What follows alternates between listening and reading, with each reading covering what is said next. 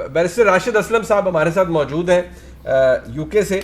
आप बैरिस्टर साहब बहुत शुक्रिया आपका, ज़रा इख्तिसार से बता दीजिएगा ब्रीफली, क्योंकि यहाँ पर एक बहस ये है कि जो नेशनल क्राइम एजेंसी है उसने जब ये इन्वेस्टिगेट किया है, ज़ाहिर बात है उनको पाकिस्तान की हुकूमत ने रिक्वेस्ट की है, उन्होंने इसको इन्वेस्टिगेट किया है, और हुकूमती जो हमारे रुकन हैं सदाकत भाई साहब, वो ये समझते हैं कि नेशनल क्राइम एजेंसी के पास तो शायद ऐसा कोई मैकेनिज्म ही नहीं है कि वो ये इन्वेस्टिगेट कर सके कि ये पैसा वाकई डर्टी मनी था, या ये पैसा साइफन ऑफ किया गया था, या ये पैसा मिस यूज़ ऑफ अथॉरिटी के ज़रिए इकट्ठा किया गया था। उन्होंने अपने हद तक इसको देखा है और फिर अकाउंट डिफ्रीज कर दिए हैं। तो ज़रा काइंडली बता दीजिएगा इसका स्टेटस है क्या?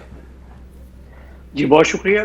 सबसे पहले तो नेशनल क्राइम एजेंसी यहाँ पे जो है उसकी जो पावर्स हैं वो पुलिस से, कस्टम से, हर एक से बहुत ज़्यादा है, क्योंकि अगर यहाँ पे कोई इन्वेस्टिगेशन नेशनल क्राइम एजेंसी के हवाले से होती हैं या वो करते हैं तो बहुत कम चांसेस होते हैं कि कोई चीज़ छुपी रह जाए, बिकॉज उनके पास फोरेंसिक इन्वेस्टिगेटर्स होते हैं, उनके पास ट्रेंड स्टाफ होता है। तो जब इस किस्म के केसेस स्टार्ट होते हैं यूके में, जो मेरा एक्सपीरियंस है कि यहाँ पे एक टर्म यूज़ की जाती है पॉलिटिकली एक्सपोज पर्सन, पैप।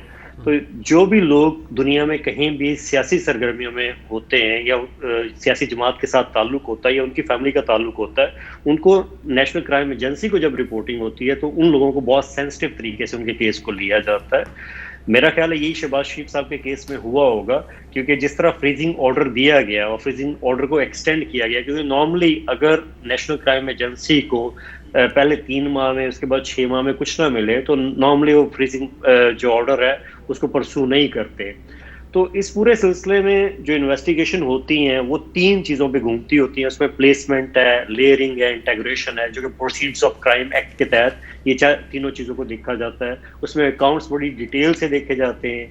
उसमें जो यूके में इन लिंक जो ट्रांजैक्शंस होती है एचएम रेवेन्यू के हवाले से, या अगर कोई यहाँ पे बिजनेस है उसके नतीजे में कोई प्रॉपर्टीज खरीदी गई हैं और जहां जहां से पेमेंट्स अकाउंट्स में आई हैं, तो बड़ी डिटेल से उन चीज़ों को देखा जाता है, जिसमें बैंक्स मुकम्मल तौर पे हेल्प कर रहे होते हैं नेशनल क्राइम एजेंसी की।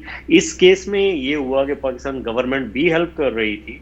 तो मैं ये समझता हूँ ये बड़ी कम्प्रिहेंसिव इन्वेस्टिगेशन हुई है, जिसके नतीजे में अगर उन्होंने फ्रीजिंग ऑर्डर को आगे नहीं लेके गए तो ये बड़ी अहम बात है। इसका मतलब है कोई भी चीज क्या हम ये समझे कि ये फिर इंटरनेशनल इन्वेस्टिगेशन है encompassing Pakistan, UK, UAE, because ये एक परसेप्शन ये है कि उन्होंने सिर्फ यूके की हद तक किया है। क्या फिर ये समझा जाए कि जो पाकिस्तान से भी एविडेंस दिया गया उसमें भी जान नहीं थी?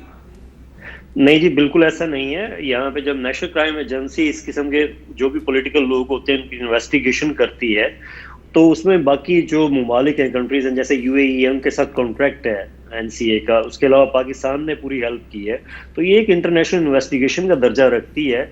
और अगर उसमें वो लोग क्लियर हुए हैं तो मैं ये समझता हूँ कि ये बहुत बड़ी बात है, क्योंकि यहाँ पे जो केसेस होते हैं नॉर्मली पॉलिटिकली एक्सपोज पर्सन्स के, जो भी लोग होते हैं, जो सियासी लोग होते हैं, तो उसमें बहुत सारे केस ऐसे होते हैं जिसमें जो फ्रीजिंग ऑर्डर होते हैं वो कंटिन्यू रहते हैं, उनके जो पैसे हैं वो जब्त हो जाते हैं भाग के सरकार, वो फॉरफिट कर दिए जाते हैं, वो गवर्नमेंट को चले जाते हैं। ठीक हो गया। तो अगर इसमें फ्रीजिंग ऑर्डर खत्म हुआ है उसके बाद वो पेमेंट्स ऑब्वियसली उसमें जो है वो अकाउंट्स अब दोबारा स्टार्ट हो गए हैं, तो इस हवाले से शहबाज शरीफ साहब के पास एक और ऑप्शन है कि वो कंपनसेशन अप्लाई कर सकते हैं एनसीए के खिलाफ, क्योंकि 2 साल में जो भी को माली नुकसान हुआ है अकाउंट्स की बंदिश की वजह से, उसमें वो कंपनसेशन के और पाकिस्तान की हुकूमत राशिद साहब अपील में जा सकती है मजिस्ट्रेट कोर्ट के इस फैसले के खिलाफ? नहीं, बिल्कुल नहीं। वो मजिस्ट्रेट कोर्ट के पास तो इख्तियारात सिर्फ ये होते हैं कि वो फ्रीजिंग ऑर्डर दे सकते हैं, उसमें वो ये नहीं कर सकते कि आप उसके खिलाफ अपील करें। नेशनल क्राइम एजेंसी ने अगर ये कह दिया है कि वो इन्वेस्टिगेशन को आगे नहीं थ्रू करना चाहते,